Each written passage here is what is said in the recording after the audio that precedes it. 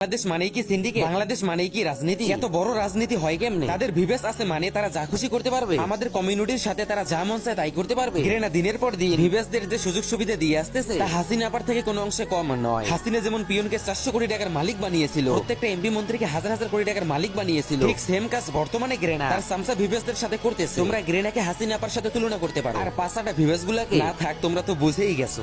ঘৃণা ভিভেস ইউটিউবারদের মাথায় তুলে রাখলে বাকি ইউটিউবারদের রাখে পায়ের নিচে। বাংলাদেশের রাজনীতি শুধু দলে হয় না, আজকাল রাজনীতি হচ্ছে গেমে, আজকাল রাজনীতি হচ্ছে ফ্রি ফায়ারে। একে তো গেম আনব্যান হচ্ছে না, তার উপরে ঘৃণা স্বয়ং আমার এবং তোমাদের সাথে রাজনীতি করতেছে, স্বয়ং ঘৃণা নিজেও। হ্যাঁ গাইস, তোমরা ভুল কিছু শুনোনি, যা শুনছো তা 100% সত্যি। ঘৃণা আমার সাথে এবং আমার মতো ইউটিউবারদের সাথে, এমনকি জিকু ভাই ব্ল্যাক সাকি অ্যাডভান্স গেমিং এর সাথে এক প্রকার অন্যায় করছে, তাও আবার ইচ্ছাকৃত ভাবে। এক প্রকার বলা যায় বর্তমানে এটাই গেমের রাজনীতি, দালালদের উপরেই চলতেছে ঘৃণার ব্যবসা। গাইস তোমাদের আমি সবকিছুই বলবো, তার আগে আরিস ক্রিমকে নিয়ে কিছু কথা বলা যাক। এফএফডব্লিউএস এর মঞ্চ থেকে কিন্তু আরএসকে অলরেডি বাদ পড়ে গেছে। তাদের নিয়ে আমাদের ফ্রি ফায়ার কমিউনিটির অনেক স্বপ্ন ছিল, অনেক আশা ছিল, কিন্তু দুর্ভাগ্যবশত সেই আশাটা আমাদের আর পূরণ হলো না। আর এখানে আরএসকে টিমটার কি দোষ দিব? তারাও তো চেষ্টার কোনো কমতি রাখে নাই, আর এটা তাদের হতাশাপূর্ণ চেহারা দেখলেই বোঝা যায়। যাই হোক, সর্বশেষ একটা কথা বলবো, হারলেও বাংলাদেশ, জিতলেও বাংলাদেশ।